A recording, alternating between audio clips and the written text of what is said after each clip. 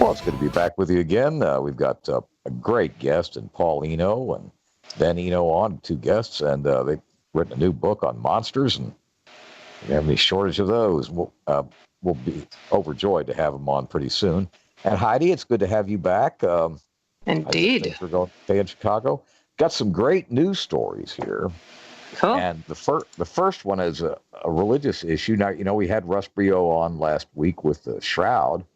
And what the latest story on spiritdaily.com is they found in ancient Hebrew the word lamb when they did a holographic imaging of the Shroud just recently.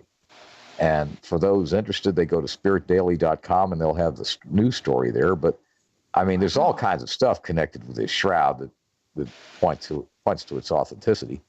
Yeah. And this just came up in the last couple of days.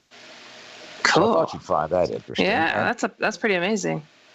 Now, North Korea, of course, shot at ICBM in the drink, but I mean, the study of it showed that it could probably hit Chicago, maybe even New York, which would be much worse. And at any rate, Trump has met with the Prime Minister Abe of Japan, and they're, according to Nikki Haley, the UN representative, they're talking. She said, quote, "The talking is over," which would supposedly indicate some kind of genuine military effort against these little rascals. And, I mean, I don't know. But at any rate, supposedly could hit Chicago and potentially even New York. Well, it might be why that bat creature or Mothman is flapping around here.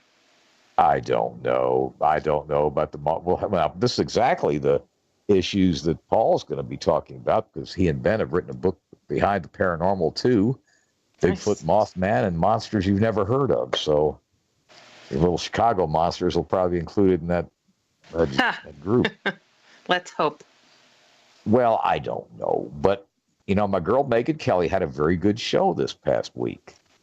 Well, finally. She's done okay. She's trying to be sweet. She's beautiful. She's trying to bite her tongue and be sweet. Let her be sweet. But both CBS and Megan Kelly both highlighted how bad the airlines are giving us the shaft. And actually, CBS had a comparable story to Megan's, in that they had a midweek show. I think it was last night, where it was last night, that they had invitations to about 4 or 5 of the major airlines to send a rep and talk about some of the disgruntlement of the public. And not one of the major 5 airlines sent a rep. They all declined the offer for CBS, which shows things smell a rat to begin with. But basically, here's what happened. In the 80s, they had 38 inches between seats, okay? Right. It's shrunken down now to something like 33 inches. Because the American waistline has also shrunk. No, as a matter of fact, they've turned into fat slobs over the last Exactly. It's like, they're keeping with the times, but prices keep going up. Okay. But the only one that made the show to be interviewed was this little wheezy little bald SOB that was acted like the cat that swallowed the canary, the chairman of Spirit Airlines, which is the source of most evil in the world. And his little airlines put you 28 inches between seats. Wow. I mean, you'd have to have a figure of an ironing board to fit in that little seat. And it's other stuff, too. The only thing that he hasn't done, because they were asking him, the only thing he doesn't charge for is using the restroom, and that's, who knows when that'll come up. Wow, that is crazy. Yeah, that put a quarter in the door to get in. That's what they used to have here in Chicago. A lot of the places. They had it. They're not required to have a restroom, a toilet in the restaurants here in Chicago. So hold it till you get home. Nope. Are you serious? I am serious. Never heard of that. So you'll be surprised when you go to some of them and you're like, hey. What's Are you this? serious? I think it's part of the health code here. You would think. Go hand in hand. Well, Chicago's got it all, man. I don't know if they've changed that ordinance, but I've gone into some, and this is one of the few places it's not required. And you used to, at some like gas stations, you have to chuck a quarter or two in to go use the bathroom. I've just. Well, I haven't seen those in 30 years. Away. Oh no, I've seen them. Well, they used to have the DC airport, which had pay toilets, but they tore those out a long time ago. But no, Heidi, they don't have that kind of thing around here. Wow. But here's the thing about it. There's worse issues in this airline thing than just the small seats. They've got a deal where on CBS they said that not all passengers are considered equal. Like, let's say you bought a bargain basement fare on the same airline, found some special or whatever. Yeah. They overbook flights, which they never used to do. I mean, they've booked flights like 110% occupancy. So what I'm saying is they could bump you from your flight. That's been one of the sources of, remember you've seen in recent news stories where they drag their heels or something. That guy paid for that flight that they drug out like that. Yeah. What's weird? Like they said, well, we have to overbook because, people might not show up for their flight or something like that. Right. I'm like, they don't give refunds anymore. So what do they care? It's paid for. They don't give refunds like that. You got to pay for that refund. Yes. That is criminal. It's great. And the guy that, remember the thing that got in the tussle couple months ago, that guy paid for that flight, and the one they wanted to substitute on the flight was some employee that was flying to some neighboring city on work or whatever. Nuts to them. Fly him on buy your own ticket. I mean, in other words, that was totally wrong. And all this ruckus and attention, to some degree of consolation between Megan's effort and CBS's effort, has resulted in the Congress. As a matter of fact, a federal district judge just recently ordered the FAA to start bearing down on these issues. So everybody, ladies and gentlemen, it has finally happened. Kevin Cook has been officially taken into custody for all of his mobster ties, and Putin is also trying to get his hands into it. It's really an entertaining thing I'm witnessing here. So I'm just kidding. I don't know what happened to him. He fell off the planet. It's all good. But you know what? We're going to have a good show. We've got Paul and Ben Eno. I don't think I've had a show having the opportunity to speak with Ben. So Paul, he's like an old family member here. So you guys, we'll be right back after the break. This is going to be a really fun show. We're going to talk about a lot of things that are going on that are really, really bizarre. Mothman's one of my favorite topics because, Chicago is dealing with something truly out of the ordinary. Over a dozen weird sightings of a bat-like creature. This is Gotham, so I'm not surprised. So you guys just hold tight, and we'll be right back. Well, it's good to be back, and I tell you what, I don't have that many favorite guests, but Paul's one of them, Paul and Ben Eno. They're out of Woonsocket, Rhode Island, and they have a great show on WOON 1240 in Boston, Worcester, Providence area, and it's called Behind the Paranormal, and they've got all kinds of years of experience. It's a very great show, and they've been on also the History, Travel, and Discovery channels, and CBS, just all kinds of interesting insights. And Paul is educated to beat the band. He's graduated from 2 seminaries. He's expelled for paranormal work before he finished ordination. But such a rebel. Love it. That's the way it goes. It's the way it goes. Ben's an audio engineer and a 2014 graduate of Emerson College in Boston. So this is really a good crew. Halfway decent. Yeah, that's pretty good. I'm just messing with you, Ben. Well, actually, golly, Heidi, I know you've been bedeviled with this hat man, who I'm not sure where I think he fits more in the demonic category than cryptid. He does, yeah. But now, Paul and Ben have just put out a book, Behind the Paranormal 2, Bigfoot, Mothman, and Monsters You Never Heard of. And now, Paul, I think I did some growing up in Florida, and we had what, was it the skunk ape they call them down there? Yes. And because that was supposedly slithering around glades. And I guess they've got a different version in different states, I suppose, of these. Well, yeah, that's true. Well, thank you for your welcome, Kevin and Heidi, and it's great to be on. Oh, yes, welcome here. Oh, okay. Well, I assumed the welcome was not a backhanded one. Baby steps. Yes, exactly. Baby steps. So, yeah, Bigfoot does have lots of names in different parts of the country. It's really quite, there's the skunk ape, of course, and then, of course, Sasquatch, which is a native name, and there's all sorts of other kinds, and there are, even in the flap areas, as we call them, that we investigate, areas where there's seemingly very frequent paranormal phenomena of different kinds that traditionally wouldn't be related, but we think they are, like Bigfoot or UFOs, ghosts, and all this. You have different kinds of big feet or Bigfoots who are noticed. Ben just joined our third expedition, our being Shane Searway and myself, to the Pennsylvania Triangle, where several kinds of Bigfoot have been observed, including by us. Really? You actually spied them, eh? Well, seemingly, yeah. This is since I was last on, and this is, again, in western Pennsylvania, and in May of 2016, Shane Searway, I believe you know who Shane is. I think he might have been on your show. He's one of the few investigators we'll work with. He's a Blackfoot shaman and a very feet-on-the-ground investigator, which is a very good combination. And Shane and I did the first two expeditions there, a total of about 5 days.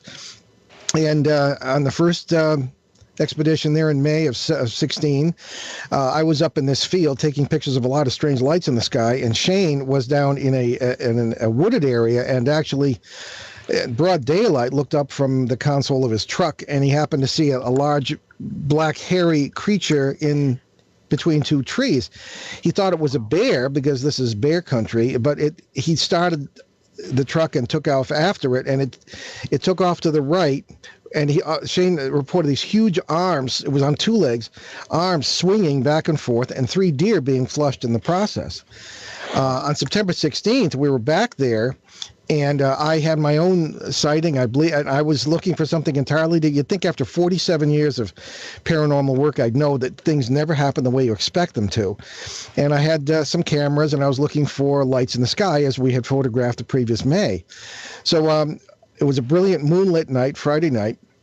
And something caught my attention to the right, and in the bright moonlight, I saw maybe 200 feet away at the very most, a large two-legged creature with brown fur, as much as you could tell in the light, which was rather bright.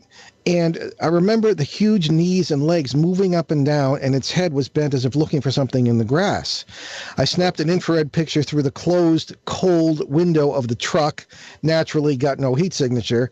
I got out very slowly, and my phone rings, and it was Ben's mom. Closest I ever came to divorce. Paul, why didn't you turn the phone off? So I kind of knew this Bigfoot thing. So I answered the phone. I'm in the middle of a Bigfoot sighting. She said, what?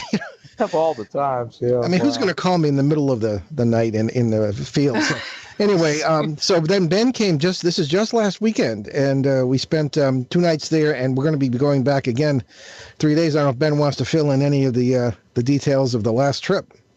Yeah, sure. Why not? I guess. Oh, I mean, the whole world knows it anyway, Ben. You might as well just come clean. I don't know how anybody knows it, because that's, well, I mean, Well, I tell them when you're not on the air with me. Yeah, that's not nice. Well, I suppose, I guess, best to start at the beginning, as Julie Andrews once said. I suppose, really, when I first got there, it was, well, I mean, it's a weird place. There's like a big hill where there was a meteor strike, so the hill's full of metal. You have like all sorts of groundwater all over the place, like, strange, like geological formations, and an old, Native American village that was across the way. So, I mean, it has a lot of reasons for it to be active.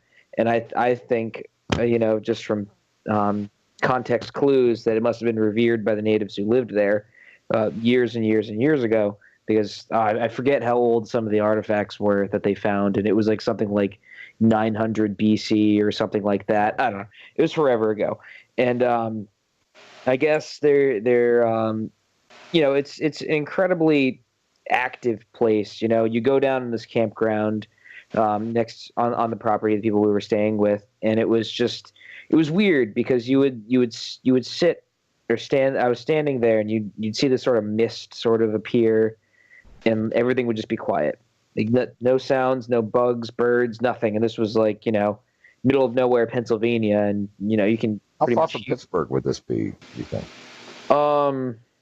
Maybe like an hour. It's about maybe 2-hour drive. Well, we don't want to be too specific because we try to protect the anonymity of people who live there. Good idea. Sure. But it's far away from everything. It's like rural Pennsylvania, like so it's you can pretty much hear a pin drop in there, and it was that usually forests are pretty loud at night, so it was quiet, and you sort of got this sense that something was watching you, and I don't like to talk about the things that happened to me, so I will refrain from doing that, but just by giving tiny not clues, but tiny bits of information that I find relevant. So the thing that I found most relevant was really this place was sort of like a hub of a bunch of different I don't want to say worlds that sort of were sort of intermeshing with each other. But I guess the way our theories work, as they've come to evolve to this point, that there are sort of like world clusters that hang around each other. Like certain are closer to us than others. So a world in which Bigfoots inhabit happened to be closer to this place than, I don't know. They found footprints that were almost bug-like, like big footprints, like they showed us pictures of just like wet footprints just on like concrete and stuff, like where you'd see footprints start, like if somebody like stepped in like a puddle with like bare feet and just would walk and leave tracks like these, they would just start from nowhere and then disappear, like that kind of stuff. So I think that the world in which the Bigfoot inhabit, or Sasquatch, or whatever name you want to assign to these creatures, happen to be closer than all the other ones. So I find it interesting that sites like this tend to keep people very close to it, like people who've lived there all their lives, people who've left and ended up moving back. It's really interesting. These people sort of feel, they even said that, I feel pulled back to where, I grew up, and it was just like, it's really interesting. It's fun to study because, you learn something every time you go there. I'm going to point out, too, that, Heidi, plenty of your shadow people are around there, too, strange lights. Specifically your shadow people. Which one? I was attempting to make a joke. Didn't really. Oh, I didn't hear you. I'm sorry. I thought you were saying a shadow people related to Cook or something, but that would make more sense. This Kevin guy. But I'm not surprised. I mean, honestly, these dark entities, they hang around any kind of paranormal activity going on, and it just seems to be this rampant, crazy phenomena all over the globe. It doesn't seem to matter if it's a haunting or a lot of UFO activity. People report seeing movement in the woods, whether it's like a Bigfoot or shadowy thing moving about. So it's like what you saw though, Paul. It didn't have a snout. I mean, Paul or Ben, it didn't have like a bear kind of snout, or didn't move like a 4-footed. No, it wasn't a canine. Because we cover that in the book too, the upright canine cryptids, which a term that we and Linda Godfrey, whom we quote, prefers a great deal more readily to the term werewolf. No, and it's interesting too, Kevin and Heidi, what you we think what you bring with you to these areas will determine your experience in many ways. In other words, there was a little girl, 9 years old, who this is the second neighborhood meeting we had. First one Ben attended just this last weekend. And tell me you didn't use her as bait or something. No, not at all. Okay. Not yet. No, I'm kidding. Baby steps. But she was crying. She had a really scary Bigfoot experience, and her parents wanted her to tell us about it, but she didn't really know us. We hadn't met her previously. And, naturally she's a little shy. Hopefully next time she'll tell us about it. But it was quite frightening, she said. However, my experience was very positive. Ben and I try to be as spiritual as we can, and I brought my sons up to, when they enter the woods or the fields, to do so with respect and humility and a little prayer. And to do so in the peace of one's heart. And that's the spirit in which I sat in that field. And my experience on September 16th last year was very positive. I felt privileged. I felt at peace, and certainly not threatened in any way. So other people have really scary experiences. So I think it might be the attitude of which you go in. And if you go in with a rifle and want to shoot the thing, like some people we know, that you will probably have a negative experience, and perhaps one that. And in the book, we recount Rob Riggs, the late Rob Riggs, who was from Texas, investigating the Big Thicket area, which I'm sure that you've heard of, and an experience that he had with a close encounter with Bigfoot where it was pitch black and the thing was howling at him. He said it was so loud that you could feel your chest cavity vibrate. And he said but he did not feel as though he was in danger. He felt as though he was attempting to communicate, just let him know that it knew he was there and that it was there, or he was there. And he didn't feel threatened either. Rob always had respect as well. So I think it depends on what you bring with you. Goodness, peanut butter. Well, yeah, supposedly. That's a Bobo might say. My God. See what happens. Just put the peanut butter everywhere. Wow, that is crazy. I've only experienced like that rib rattling. I know what you're talking about when there's Harley Fest in Milwaukee. Yeah. Oh, yeah? Oh, my God, the whole city rumbles. It's so cool. It's awesome. My hog is on the 85cc scooter. Ooh, nice. Oh, that's cool. not true. You have an actual motorcycle. Well, I have a 450, yeah, but it wouldn't be Chicago go. rattle. Aha. My goodness. Wow, that is wild stuff. So I'm curious, what do you think about the missing 411 stuff? Do you think that's Bigfoot related, that they're abducting little kids like this girl that got terrified? Well, there is some opinion in that direction. I tend to, until I had my experience, Ben and I would be lecturing and people would walk up to us and say, well, I had this really positive experience with Bigfoot or with some other thing. And I'd take it with a pillar of salt, but now that it's happened to me, I'm a little more open-minded about it, that maybe we're dealing with a very positive species that is perhaps able to come and go. And one of the circumstantial things that we consider very seriously is that the military, we always run into the military in flap areas, always. Yeah. And the military, or something that looks like the military. Now, in this case, we haven't quite tracked down the center of it yet. We thought we might have been there last week, but our information is that we were barking up the wrong tree. However, the people have noticed low-flying C-130s dropping stuff out, and other flap areas that they're very, very prominent. Sometimes they don't care who knows that even ground troops are there. Our theory is that wouldn't they love to know how Bigfoot comes and goes in areas where there was no way there could be a large population without it being noticed, such as Western Pennsylvania, where you have large tracts of woods, but they're not that large. And you have farm country where you have large open clear spaces and this. Where do they come from and where do they go to?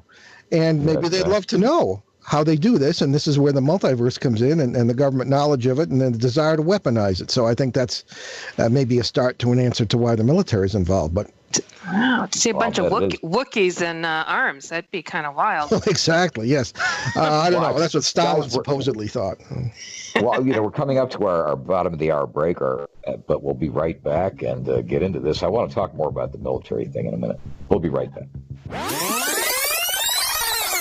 Well, it's great to be back with Paul, Ben, and Heidi. And once again, I want to mention the book is Behind the Paranormal 2, Bigfoot, Mothman, and Monsters You Never Heard Of. And I guess it's available, Paul, at Amazon and Barnes & Noble and all that? No, Amazon. Behind the Paranormal 1 is available at Barnes & Noble and other bookstores. This one is brand new, and we had to bring it out quickly. The distribution is was something we have yet to figure out, but it is available on Amazon. Okay. And Kindle.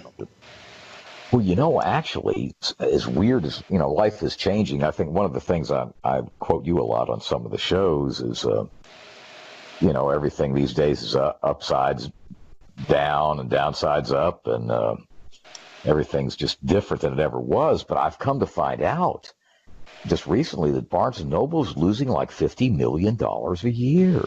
Everybody's going to Amazon. Yep. I know it, but I mean, that's a chunk to lose. Yeah, I think so, yes. They all closed here in Chicago. They're all gone. Did they really? Really? Yeah, you Oh, they've been gone. I think you did. Yeah, Damn, well, that's the only bookstore left. I mean, it is, except for the indies. Some of the indies are doing well. Amazon opened up a bookstore here in Chicago, and they're opening up more and more. And I didn't know that.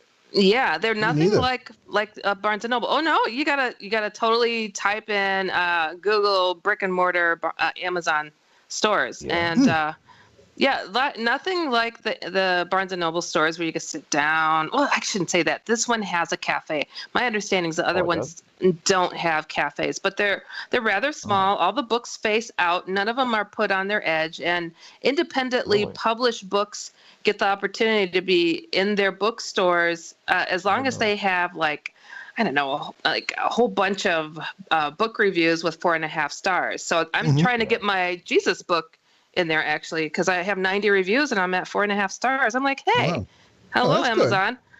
Yeah. Well, I didn't the nature of publishing is changing radically. I mean, it's just that's just the way it is. The trouble is, you wonder about quality control. Mm-hmm. Any dummy can write a book, and usually does. Hopefully, that does not include present company or ourselves. But it's just it's a new world. Yeah, truly. Well, I don't know. It's a world I don't like, though. I really don't. Oh, I love it. Well, you can stay in Texas, I guess. No. I'll call. I've got it fixed, Paul, that I will not be buried here in Texas. I don't care. Okay. Yes. I mean, I can't. I'm afraid I'll haunt this place. See, federal officials are coming to knock on his doors. He'll be leaving soon. I got some questions from the chat room. If that's cool.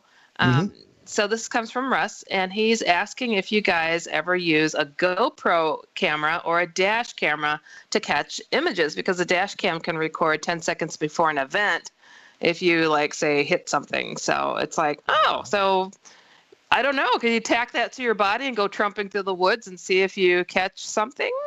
It's kind of a cool idea.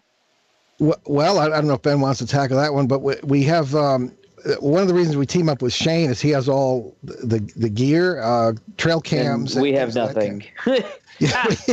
Well, we have a lot of experience, and we have the basics. I use my cell phone. I have apps for that sort of thing, mounted to use it like a dash cam. But we are working on getting better equipment. Traditionally, we've never relied a lot on high tech, but traditionally we've been ghost researchers, that sort of thing. Right. And I don't really trust a lot of the tech that has to do with that. You can EMF meter, although we do use it. I mean, it can pick up signals from a radar array 12 miles away. I mean, I don't know how accurate it is. However, the Bigfoot thing with us is kind of new, and I can see where certainly the trail cams have been valuable, and the infrared stuff, which we have some of, but we need to upgrade our stuff. And if anybody has $500,000 to spare, let us know. But we're getting there. But Shane kind of makes up for our lack of equipment. Yeah. I gotcha. That's he's cool. a very interesting guest. I enjoyed it. But so weren't you kind of through your military intelligence contacts kind of told to don't snoop too deeply into that area, or? Well, not that area. The one in central Connecticut, the Litchfield Triangle, and we believe, and we have very little that we found the center of the military, corporate, or whatever activity it is. Everything is really fishy. We have people watching the place, and we're told by a contact that to back off, which is a way of saying that something's really going on. Now, in the Pennsylvania case, we thought we may have pinned down the equivalent property, but we've been told that at least so far that we're on the wrong track. So now that may or may not be true, but this Pennsylvania case is really new. So, but the Connecticut case we've been working on since '05. As a matter of fact, it was one of Ben's first two cases, that and the haunted policeman of Vermont. So we have pictures of him at the age of 13 using our first video camera in the original house in the center of that case. So we have a pedigree with that. So it's but it keeps getting bigger. I do know from personal experience, I have to be kind of cagey about describing it, but there was a figure that Heidi's familiar with, my ex-pseudo brother-in-law, and he's telepathic, and it's a whole family of little sicko telepaths. Okay, there's no love lost there. Huh? Well, not much, no. And what it was he was doing me wrong in some way, and actually had a local FBI supervisor tell me to leave him alone. And I said a bunch of expletives and said, I'm not going to leave him alone. As a matter of fact, he was kind of halfway threatening me. And I said, I don't, the hell with you. I'm going to call Janet Reno. And I did. And in other words, he was trying to protect his boy. And so what I'm saying is, I shouldn't be that crude on the air, but I mean, but I'm saying I was a harder bitten devil in those days. And any rate, make a long story short, yes, he had a paranormal context to him, and the government was basically trying to protect him from my wrath, is what it was. No, that goes back to the 50s and Project Stargate later on, and the response to various Soviet programs where they were experimenting with psychics and this sort of thing. And again, I don't know. I think perhaps since then, or maybe, well, you can argue that interest by the government, into the weird properties of physics and its effect on the world, you can trace it back perhaps even as far as the Civil War, maybe before that. So they're old hands at this kind of thing. And as we say, it's not the existence of aliens and UFOs. They'd be afraid of people finding out, because I think everybody pretty much knows that there's somewhere, or even that they're visiting. I think it's the idea that if this multiverse thing is true, these worlds are right, and these inhabitants are right next to us all the time, and some of them know how to have access. That's the scary bit that might wreck society, in their opinion. Truly. Well, did you hear that Anonymous thinks that NASA is getting close to disclosure? The group Anonymous, the hacktivist group? I read something like that. I did. Yeah. Well, what do we mean by disclosure? I mean, how can we even know if that's true? Why? Somebody's going to draw a cartoon of an alien and release it. Probably. Yeah, I mean, what would even be the point? I mean, it's kind of, moot, not moot, but how can you even trust the government? It's like people pushing for the disclosure movement are like, oh, well, if there's like an invasion coming, we should know about it. And it's like, well, what makes you think they'd tell you, and what makes you think it would be true in the first place? Because I don't trust a word that comes out of the halls of government, especially after all this time. You're right. It's like, so they've had an allegiance to a secret for God knows how long, and now they're finally going to peel back the veil and go, hey, okay, all right, we lied, but believe us now. So I get what you're saying. That makes sense. Well, it's funny. Well, now there was that. Yeah, I'm sorry. Go ahead. No, I'm just pointing out that this is the 70th anniversary, supposedly, of the real sightings that got everybody all excited, like Kenneth Arnold and all that, and Roswell in 47. And it's ironic, it's also the 70th anniversary of our station, WOON 1240, which is broadcasting the same year. So that makes you wonder too, right? Ooh, that's weird. Coincidence? Well, I think not. I don't know. But I will say this, that when I did invoke Janet Reno and some others and a congressman, the FBI disappeared like mist. And this guy, Paul, he would make a great story himself. He's a fugitive from a Stephen King novel. Dear. And the whole family is just slithering dirt. But this is your alleged brother-in-law, right, or former brother? Well, pseudo brother-in-law. I never actually married her, but but she was real beautiful, but she was a witch and everything else. And just no place for a guy from the East Coast to be. I mean, is her name Ann Coulter? Come on now, tell me. No, I love Ann Coulter. Tell us what you really think, Kevin. Yeah. No, I love Ann Coulter. But really, it was a deal where, okay, there was a buddy of mine. I might have told you about him, but he's a Green Beret Master Sergeant, and he was one of my best friends. He's deceased now, but what it was, he's actually a technical sergeant at West Point too, which shows he was pretty good in in his field as a drill instructor. And what I'm saying is, he said, Kevin, I've met more weirdos in Texas than anywhere else, and he'd been in the Army for 22 years. Reached a high level of proficiency, all that, had a cosmic clearance. And he said more weirdos per square inch in Texas than anywhere. Yeah, that sounds right. Saying a lot. Yeah. And, at one time, the Retired Special Forces Agency was going to deal with this fellow for me, and I told him not to. But I appreciate the offer, though. And but he's still, to this point, still fouling the planet. So anyway, that's all. And remind me not to get on Kevin's bad side. Yeah. Well, I told him, they asked me, they called me, do you want me to do something about him? The guy from the Retired Special Forces Association. I said, no, just let him go. Let him rot in his own filth. Goodness. But I mean, I've had, unfortunately, very negative experiences here in Texas, but they have been colorful. They really have. I mean, on the bright side, at least you have some good stories out of it. Exactly. I do, but and I did, in fairness, I did set out to kill him a couple times, and he always escaped just at the... Sure you want to say this on the air? He has no filter, just so you guys know. Well, no, I mean, I didn't kill him. He's still polluting the planet, and but he remember, he's telepathic and psychic, and I'd no sooner want to show up than he disappear. He's like, remember that old movie with Kurt? I forget the actor, but I think he's the one married to Goldie Hawn or something. But Kurt Russell. Kurt Russell, Big Trouble in Little China. He was talking about Lopan, the villain in that movie, and he said, "He's not a man; he's a dream." And that's what this guy was like.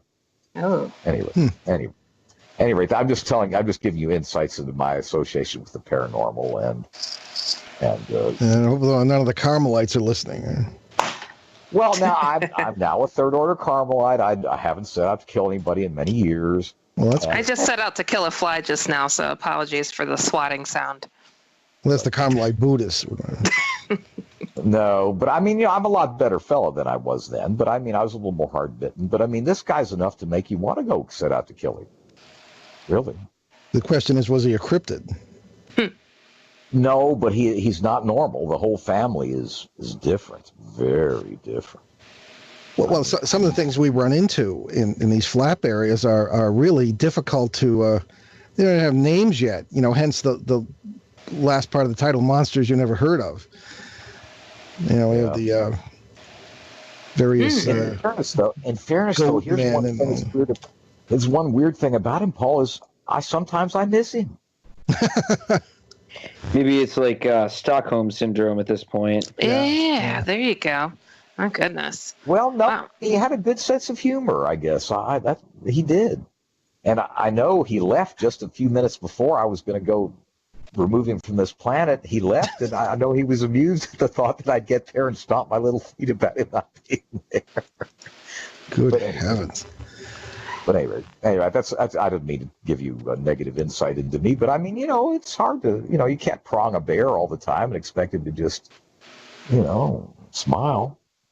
But anyway, Heidi's heard enough about him over all these many years. But he is the third wheel in this show. Yes, it's like, I don't know his first name. I don't know his last name. I don't know what he exactly did for a living. I just know that Kevin can never own a computer. No, I can't, because he put, I don't know, Arab terrorist mess on it or something. Yeah. But anyway, all I could. But the point is, he have a governmental association, is what I'm saying, with the paranormal. Yeah. That's the reason I brought him up. And that's the reason the FBI was trying to protect him. And, but well, there we are. Anyways, back to the gobbledygook of creatures. You're going to name one something Eno? You said that some of them don't exist and they don't have any names, but if you discover them, like I discovered Shadow People and the Hat Man, you could name it Enormous or something. Enormous. I never thought of working in the singular surname. However, there have been. We recently discovered of course, everybody knows about the chupacabra. There's also the chupacorn on the cabra. Oh, there you go. That's a possible. I don't know if we could work into that. Then there's in the Connecticut case, the one we've been working on for so many years. There's the people have reported odd box-like beings with strange legs, sort of bouncing by the windows outside. Very, very tall. I guess we have now, but Ben actually named one species. I don't know if I call it a cryptid. It's more of a neighbor race to ours. Yeah. The clerics, who have turned up here and there in paranormal history, are very, very tall, very thin, and very often wearing masks over their faces, because that's when they pray. They are very reverent. They are very positive, very quiet and generous species as far as we've ever seen. And they do tend to be guardians, I suppose. I mean, they're not spirits. I mean, they're perfectly physical beings in their own worlds, and so that's an example. But the boxy things, we haven't named those yet, have we, Ben? Progressive. You can name them Progressive. You haven't seen the progressive. Yes, I see what you're going for. It took me a second. It's nice a people speaking commercial. riddles. Little box. oh, yeah, that those talks. things. I forgot about those. Yeah. So I'm just like, first thing came to my head, I'm like, a box talking. That's progressive. Oh, well, I don't think anybody's had a conversation with them, but they do seem to be present sometimes, and particularly in this Litchfield County case in Connecticut, where lots and lots of worlds come together. This is at point 1 in the triangle, which is an arbitrary geographical form, I think, but we have to get your handle around it somehow. Yeah. Point 1. At point 2 is the strange farm that's not a farm, where the base seems to be. And then point 3 is something Ben, I'm sure, doesn't want to get into because of the bizarre experiences that he had there when he identified it. But someone Please other than ourselves was looking for it. Can we hear more about that one? You're on a roll, Ben.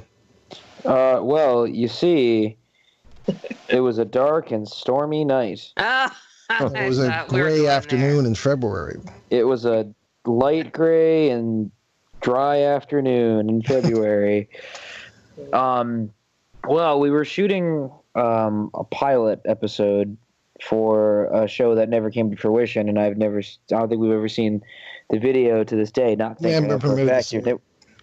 Which is disappointing, because my father claims to have seen me float off the ground at one point, and I have yet to see this for myself. So I still hold the utmost skepticism for this. So we parked across the street after triangulating points in this triangle, and we came to the conclusion, here it is, in the middle of nowhere, across the street from a boys and girls club campground or whatever. So, we get out of the car. My dad's talking with the camera guy, or the producer and the director, and the producer has the camera over his shoulder, so they're talking or whatever. And so I go over to this stone circle that's particularly placed, and I was like, wow, this is weird. So I was like, there was like a big stone in the middle, and then 4 stones around it, like placed in like a circle. So I was like, I wonder what would happen if I touched this. So I did. Then there was this great blinding light, and I couldn't see anything, and I couldn't open my eyes wide enough to be able to see anything outside of this light. Wow. So I was wandering around. I was like trying to find like something to stabilize myself. So I went over to this tree, and I put my hand on this tree, and then I don't remember anything. I remember waking up in the mud. Wow. Oh, that's amazing. You were out for almost 10 minutes. Huh? He does this. It happened at Rendlesham Forest, too. Goodness. Oh yeah, Except- really? So you're Except the weird guy in the movie that will go and kick the monster to see if it's dead. And it gets eaten because you'll just volunteer to do the darndest things. No, I'm more like the guy that I can't think of any other equivalent to that. So I guess that's a decent metaphor. Okay, All right, so I'll you stick die with that. you die quickly. I got it. Yep. Which is more extreme, Paul? The Connecticut triangle or the Pennsylvania triangle? Well, it's difficult to say. They're all kind of unique. Connecticut, probably, I'd have to say, because we call it Connecticut's Skinwalker Ranch, but we've been investigating it, since 2005, so 12 years. We've only been investigating the Pennsylvania case for a little over a year. Well, yeah, a little over a year. And it's we're just discovering more as we go. Now, some people might say, well, the more you look for, the more you're going to find. Well, maybe that's true. And maybe it's legitimate. The whole flat area triangle thing is a bit arbitrary, but again, as I say, you have to get some sort of jumping off point or some kind of handle on the thing, and that's what But how do you tell what's outside of a flat area and it might be related to something else or to nothing in particular? And then, so what we see, one of the things we look for is different people having different kinds of experiences in the same area. We had our first neighborhood meeting in September. We had 20 people show up. Our neighborhood meeting this time, we had like 10 people show up. And everybody in this area has had some kind of experience. Usually Bigfoot. There's a lot of emphasis on Bigfoot in this area, whereas in Connecticut, so far, the emphasis seems to be there is some Bigfoot activity, but the emphasis seems to be on quote unquote ghostly phenomena and the lights in the sky and this kind of thing, which you wouldn't ordinarily associate in the classical sense. One of the strangest things in the Connecticut triangle is that in an area in the Torrington Goshen area, there was a neighborhood where there were a number of break-ins, but nothing was stolen. And so one family, and the cops never got anywhere with it, one family put in security cameras inside their house, and they went out one day and they came back and there was a shot of this thing standing at their kitchen sink. And some people have interpreted it as a reptilian. Whoa. Certainly is a new, but it's there plain as day, taken by security camera, and we don't disseminate it because we've been asked not to by the people. Although I'll occasionally Ben and I will flash it during lectures sometimes. But really, I mean, something that doesn't have a name, and so. There you go. I mean, again, these are the tips of the iceberg, and it seems to be that the paranormal is completely normal, and the normal state of our world is these weird interconnections between different worlds with different inhabitants, some of whom are very aware of us, and some of us are quite aware of them, but we think they're ghosts or spirits or something like this, because what else could they be? Because we never studied in physics class. Slee stacks. So anyways, here's a question for you guys. I was kidding. This is from the chat room. Russ is asking again another question. He's asking if you ever found evidence that connects ley lines where they intersect. I don't, Ben. I don't know if you want to take that, but We've gotten that question a bunch of times, and I found the answer is both yes and no. Oh. And I think they in an attempt to map it out, I think at one point in time, yes, these energies would have been in certain places, like a lot of pagan ritual sites were built on ley lines, a lot of old ancient churches as well, in like the first, second, third centuries. They were built in like all sorts of places that were supposed to be on ley lines, like I'm trying to think. The Rosslyn Chapel in England is supposedly built on ley lines. But I mean, some of these energies, they tend to move and change, and places that were once, powerful flap areas are now no more. They're now moved all over the place. I think an attempt to pigeonhole things that we don't understand is bound to fail, because these things don't tend to stay in the same places for sometimes they stay in places for a long period of time, sometimes they don't. I don't know. It seems to be a mixed bag. Well, if I can just echo what Ben said, I know we've got a break coming, but the old idea of ley lines, at least as espoused by Alfred Watkins in England, was sort of a net extending over the earth. Today we might call it electromagnetic. But as Ben said, we find that these things move. So ley lines, I'm not, I don't know if the classical interpretation is correct. I would associate it more with the telluric current, things of this kind that are well known to science, electrical phenomena that move over the surface or just under the surface of the earth. And as Ben said, I stood in the Score Hill Stone Circle in Devonshire in England in 1989. And not only could I not take a photograph that was in focus, people told me that sometimes there would be more stones one day than there are the next. Wow. And I would stand there and I watched a line of, this is a crummy Wednesday in March. Rep, we're just going to our top of the hour break. We'll be right back. Okay. Well, it's great to be back with Paul and Ben Eno. They're great guests, and Heidi is not too bad herself. And Heidi deals with the paranormal.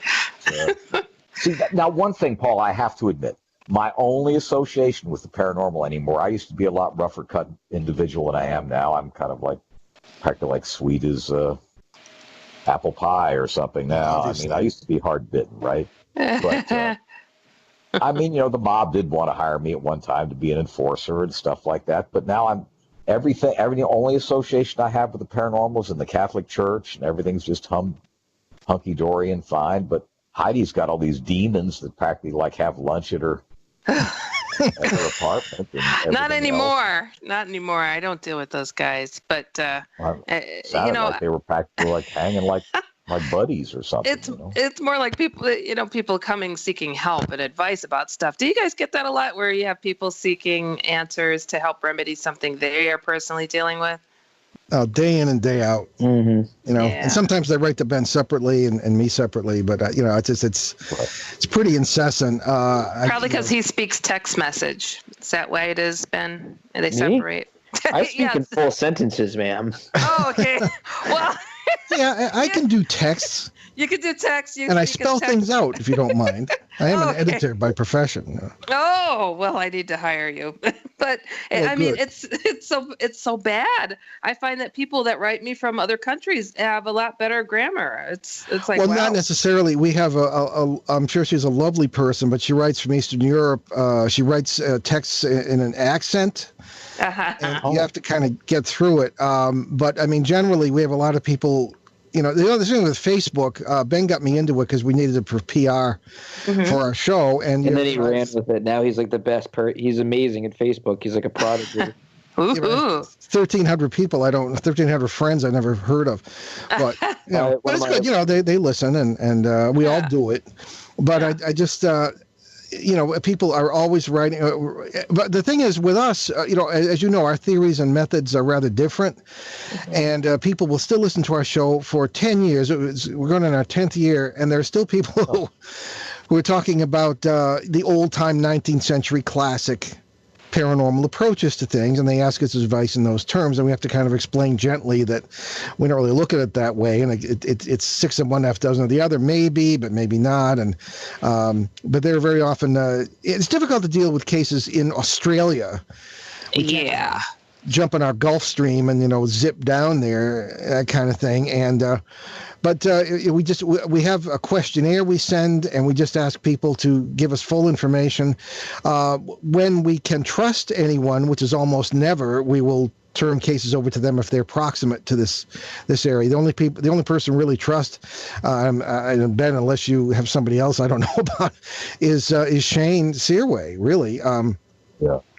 I suppose certainly I think we know Susan Shepard in West Virginia pretty well, and she kind of knows what the score is, so we would not hesitate to recommend her. But as a rule, people ask who are you going to call, and we say, well, nobody. That we know of. Who it may be in your area. So we do get all sorts of things day in and day out. Some of which are pretty bizarre, about cryptids or about UFOs, possible abductions, and certainly about the ghost, poltergeist, shadow person thing. Yeah. Heidi actually was a host on that CBS. What was it? The station, the network CBS had as an affiliate that you were on, Heidi. What was it called? Oh, the Sky Network. Sky Yes. Oh, Yes. yes. Uh-huh. Yeah. Oh, that's what we were on. I'm sure the same thing happened to you. Right at the end of our show, at the end of 2013, they said, "Oh, closing the whole part of the network." Yeah. Right. It was Well, like, see, actually, okay. that what they wanted to do, that since they know you and I were friends, they wanted me to follow you on one night and have like a back-to-back show or something. And Oh, I didn't know that. Yeah, they thought since, we had similar interests and all that. At any rate, what happened is everything went kerplunk and Yeah. Well, it was a decision made out of corporate. yeah, I know. There were a couple of shows making money, and that was it. So. But they were going to put me on with you on Sunday, following your show or something like that. Oh, that would have been interesting. Yeah. And then we jumped over here. I jumped over here to Inception, and my show exploded with numbers much bigger than I had ever had over at that network. I guess that must have been part of the problem. Yeah. We get good numbers here. I mean, we don't make enough money to buy hamburgers, but I mean, we get tremendous numbers. One show we did recently did 1 million listeners. One that's great. The one with SpiritDaily.com, Mike Brown, but and that was, I mean, it was really phenomenal. But it's just I don't know, the business is a rough business. There's no doubt. Yeah. Well, we were already on ON 1240 when that happened, so we just went over there. Right. And supposedly we brought a lot of listeners with us, so we're pretty pleased with how we're doing there. It's nice because live it's fine if you're in this Boston Providence area, but most people listen to the shows when they're put up, and we need to get back on iTunes. All our CBS shows are on iTunes, but we're on not iTunes, our ON shows. But actually, believe it or not, Inception does something like 4.5 million listeners a month. Mm-hmm. And that's pretty impressive. Yeah. Are you trying to sell us a spot here? What? Oh, no. I'm just saying that, I mean, like I say, we do good in numbers and just not so good in money. That's all. I mean, that just sounds like broadcasting in general. Yeah, right. Oh, I know it. Ben's got more background in radio than I have. But you know what's interesting? Now, Paul, see, I had a weird upbringing in that I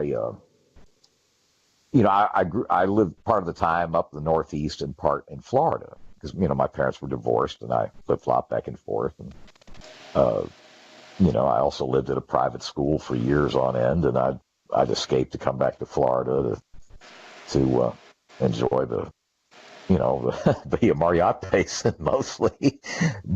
But in growing up, I know one of you and Ben's theories is the multiverse and all that. And what I'm saying is my father was uniquely placed in that he's a rich millionaire businessman, but he also did a lot of work for the Coast Guard as kind of like a volunteer. He'd hire all the South Florida instructors for the Coast Guard, and he'd hobnob with admirals and all that. Oh, like the auxiliary? I'm sorry. Well, for the Coast Guard Auxiliary, he would hire the instructors, to teach boating courses and stuff. And he hired a lot of admirals also, just as, little front men to the defense departments, to nose them up. But what it was, we ran across all kinds of stuff with the Bermuda Triangle as far as there's something going on that had nothing to do with normalcy. I mean, a guy would be, there'd be a boat the Coast Guard would come across out off of Miami, and, the cigarette would still be burning in the ashtray, and the people are nowhere to be found, nowhere. Yeah, I've heard stories like that. Yeah. It is like they just jumped off the boat into a shark's mouth or something. There was nowhere for them to go on. That's possible. I was on the bridge of my cutter one day, which was a very large, one of the larger ships, 378-foot cutter, the Coast Guard cutter Chase, right in the middle of the triangle, as you might say. And I was on the bridge, and all of a sudden the quartermaster, like the navigator, starts. He was not very experienced, and he said, the compass was a huge, military style ship's compass was spinning. Yeah. Oh. And we ran over, and he yelled. He said, what's going on? And the captain, who was on the bridge too at the time, turned to him and said, don't worry, it'll be over in a minute. Which is a minute without navigation on a large ship, which is not good. However, it did end, and everything was fine. So the most senior officers had experienced this before. I never had, and it was really bizarre, but there were other things that happened. For example, supposedly there's a destroyer that's anchored, that's on station, as we would say, in the Mona Passage, not far from San Juan. And I actually saw a Navy destroyer that supposedly is, I couldn't really find out what, I had a clearance, but it wasn't, clearance is need to know only. So like nobody's going to tell me this stuff. So, Right. So it was apparently supposed to be watching UFOs coming in and out of the water of the Mona Passage. And I did, when I was there, speak with a member of the Puerto Rican legislature who said that he and his family had been having a cookout on their patio, which overlooked the Mona Passage in near San Juan. And the whole family staying, all of a sudden, this disc comes out of the water and just takes off into the sky. The whole family saw it, like 20 people. So, I mean, there are all sorts of, albeit disjointed witness accounts of this thing. And I did see that ship out there. So, I don't know. So, for what that's worth, maybe that's some evidence that it's really happening. I don't know. Oh, it really is. I mean, there was stuff, because he talked to the admirals, as being his cronies, and they said 10% of the stuff that happens, there's no explanation. Don't let anybody BS you. There's no explanation, no logical, sensible explanation.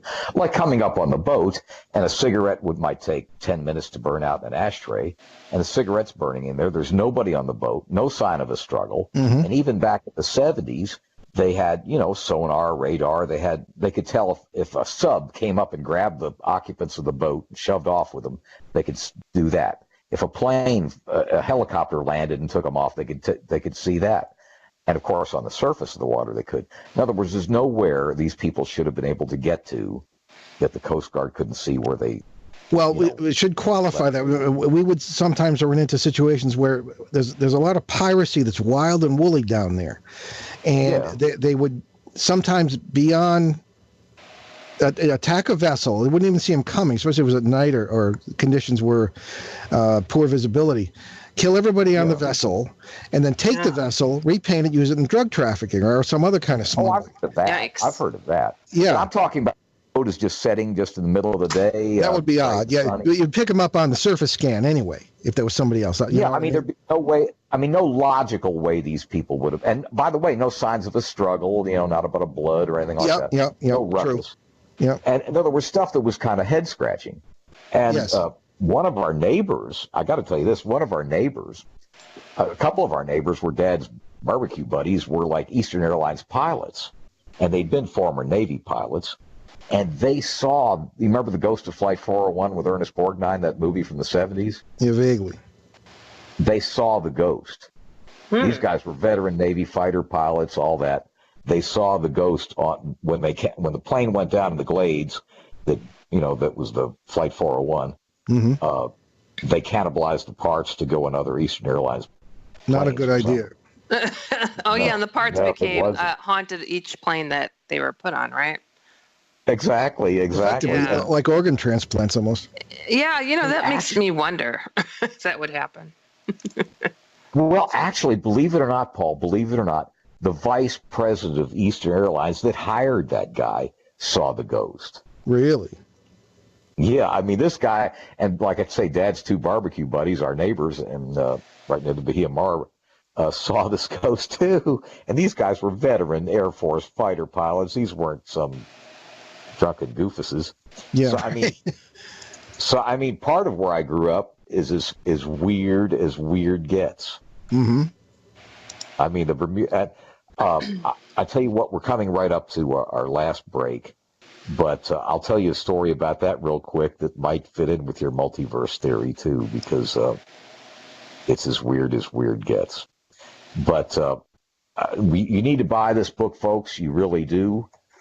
You really do. It's Behind the Paranormal 2, Bigfoot, Mothman, and Monsters you never heard of. And we'll be right back after our last break. We'll be right back. Oh, just quick about the South Florida thing I was going to tell you, Paul, is these guys, these two pilot buddies that are my drinking buddies, my father, barbecue buddies.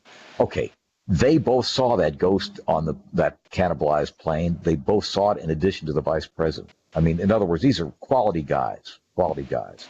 And Eastern Airlines had a talking about your multiverse theory, It's very well reputed. It was on Behind the, what was it called? It was Leonard Nimoy had a show in the 90s. It was a paranormal show. Oh, yeah. Unexplained or something. Yeah, Encounters Unexplained or something like that. But what it was Eastern Airlines had a flight that was coming into Miami. It disappeared off the radar.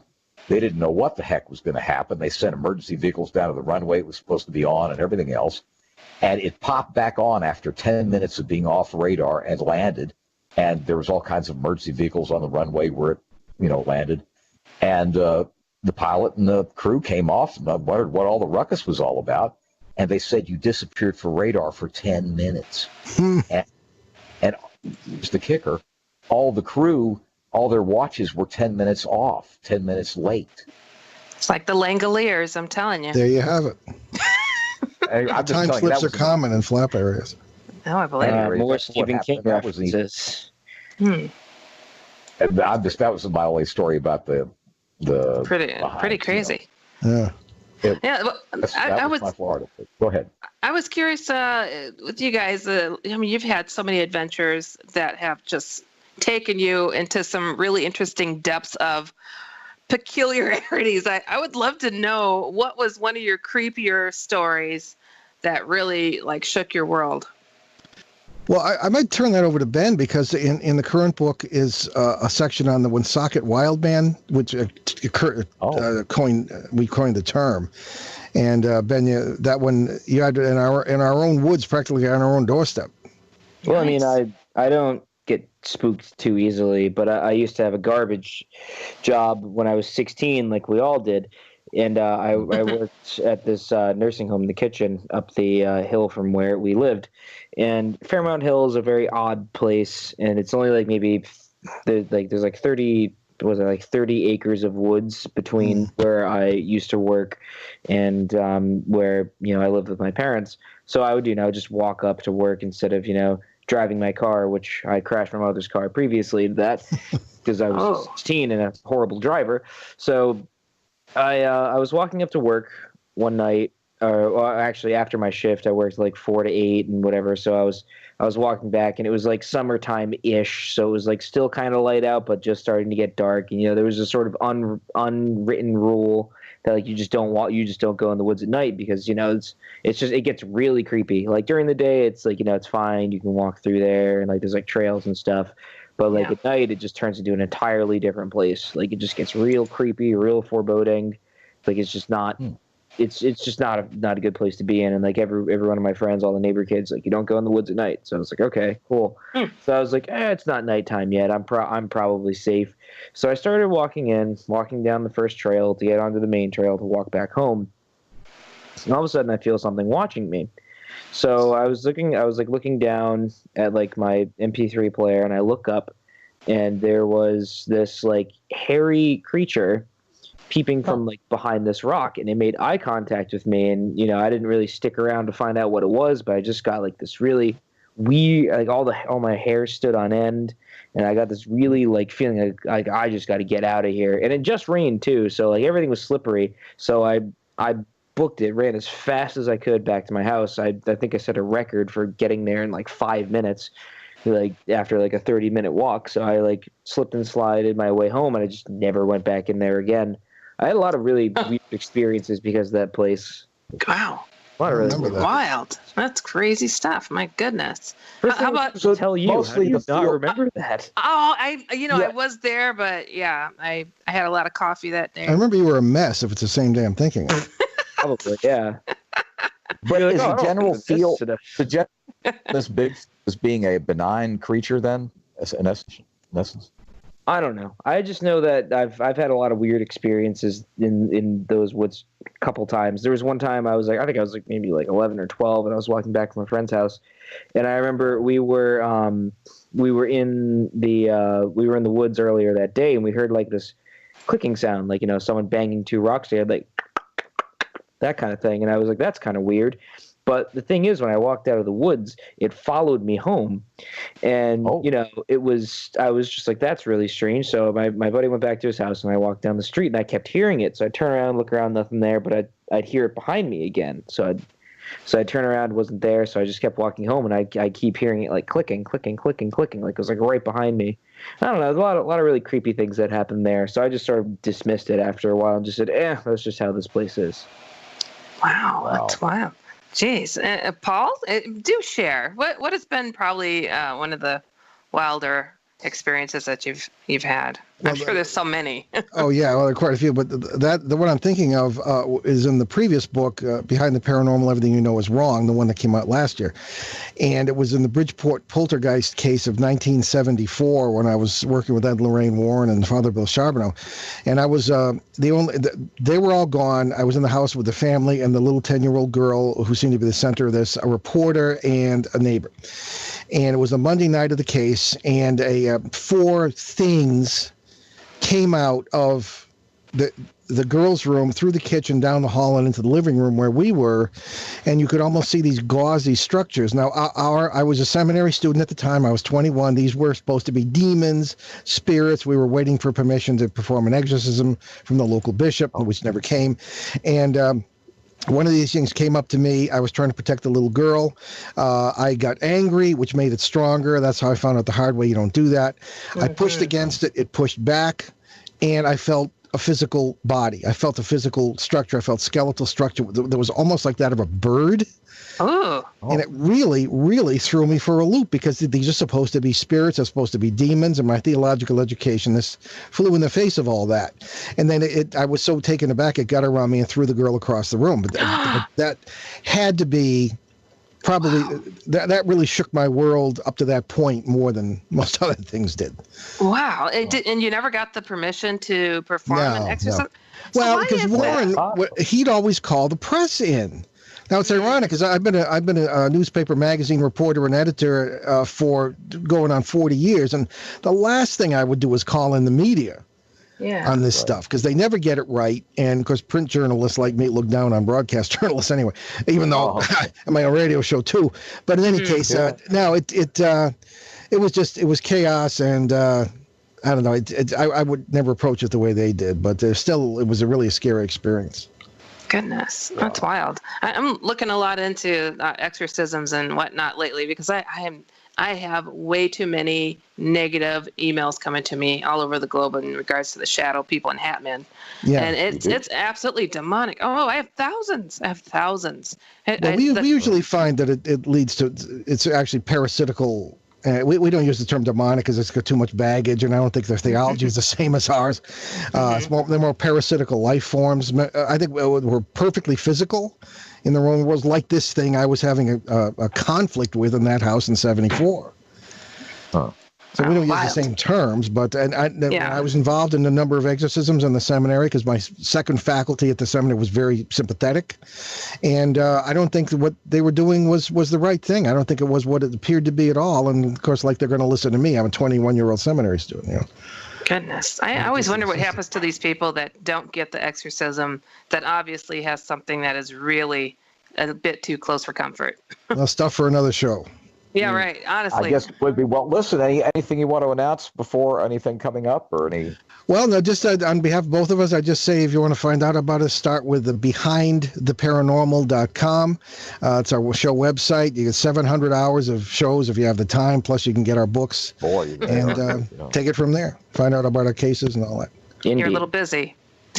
Well, yes. It was awesome to meet you, Ben, on this show finally, because Paul is always fluttering over this way. So, my work schedule is finally forgiving enough to allow me to be here.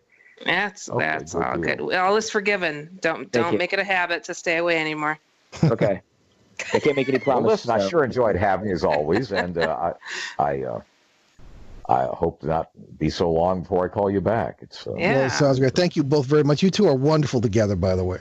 Oh, gee, thanks. Oh, right. Actually, I kind of love Heidi. It's kind of like a little niece I never had. And you guys aren't bad either for being Papa and son there. That's pretty nice. I tell you what, now, Paul, if you ever wanted to have me on, I have about 10 stories that I'm totally 100,000% Catholic.